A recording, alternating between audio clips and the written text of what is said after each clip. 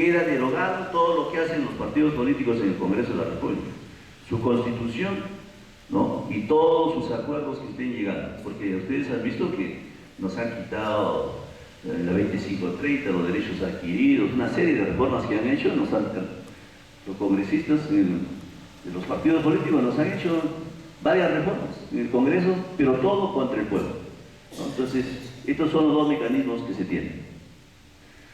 Pero bueno, habría que hacer también un vistazo cómo se mueve el contexto internacional, porque el Perú no está al margen del contexto internacional. Es más, nosotros estamos dependiendo del sistema internacional y lo vamos a demostrar en este momento. Y esa es la razón por qué tenemos que hacer el cambio constitucional. Miren, en el mundo gobiernan las corporaciones. Hay un gobierno de las corporaciones, de las grandes corporaciones. Ustedes saben que siempre, toda la vida, los grandes capitalistas han manejado el mundo. Primero a través de la iglesia, que a la iglesia le hacían que cobre el diezmo, se repartían con ellos. Después dijeron, no, ya la iglesia tiene mucha plata y no puede ser, mejor hacemos nuestros estados. Hicieron sus estados, pero empezaron el pueblo a hacer sus revoluciones, en Rusia, en Europa, en Cuba, en un montón de sitios.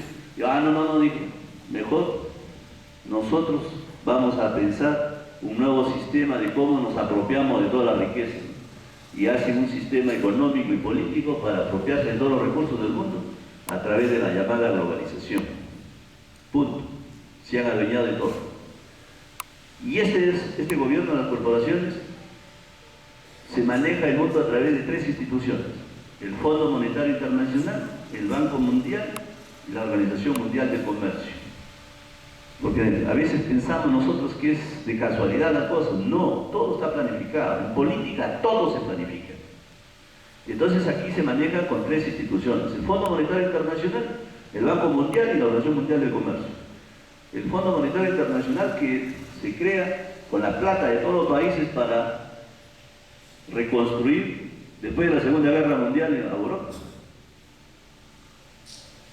El Banco Mundial, que lo maneja Estados Unidos, y la Organización Mundial del Comercio, que lo maneja también Estados Unidos. Estas tres instituciones son las que manejan el mundo.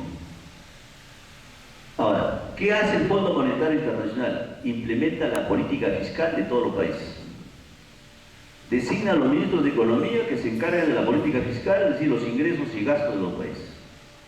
Y nosotros aquí nos dicen que el presidente Humala es el que pone el ministro de Economía, ¿no? Así nos dicen. Falso. El que pone el ministro de Economía es el Fondo Monetario Internacional. ¿Ya? Entonces, acá tenemos el Banco Mundial, decide la política monetaria y designa a los presidentes del Banco Central de Reserva. Y aquí nos dicen también lo mismo, que el presidente Humala es el que pone a Julio Velarde, que es el presidente del BCR, el Banco Central de Reserva. Y la gente no se explicaba cuando dice, oye, pero si Julio Velarde es militante del PPC, y este es comunista, izquierdista, nacionalista, ¿no? ¿Cómo pone a un presidente del BCR, lo pone a Julio Velarde del PPC? Qué raro, ¿no? Parecía raro, pero lo pone el Fondo Monetario Internacional, perdón, el Banco Mundial. ¿Por qué? Porque ahí diseñan la política monetaria. Dice, ¿cuánto dinero tiene que salir del Perú? Lo dice el Banco Central de Reserva. El dinero de las AFP, de los jubilados, el 53% ya está fuera invertido. Esa plata nunca viene. ¿Quién ha ordenado eso que salga? El Banco Central. ¿Quién lo pone ahí? El Banco Mundial. ¿Quién preside el Banco Mundial? Un norteamericano, en Estados Unidos. Concreto. Y la Organización Mundial del Comercio decide la política comercial, designa a los ministros del Comercio Exterior, ¿no? Antes había viceministerio de Comercio Exterior dentro del Ministerio de Industria. Ahora se ha creado especialmente un Ministerio de Comercio Exterior. ¿Por qué? Porque así es la orden de ellos y no se implementa. Tenemos aquí, por eso que cuando nos dicen no, que el presidente de la República, Ollanta Humala, es el que cambia los ministros, puede cambiarlo pues al señor Urresti, por ejemplo, que era ministro del Interior, y hubo la balacera, la represión en Pichanaki, por ejemplo, y después dijo, pido disculpas a Pichanaki, no sé cuál. Lo cambia él, ¿sí? A ver si puede cambiar, pero a estos no lo puede cambiar, porque estos manejan el país, manejan el mundo, nos ponen como colonia, Estados Unidos.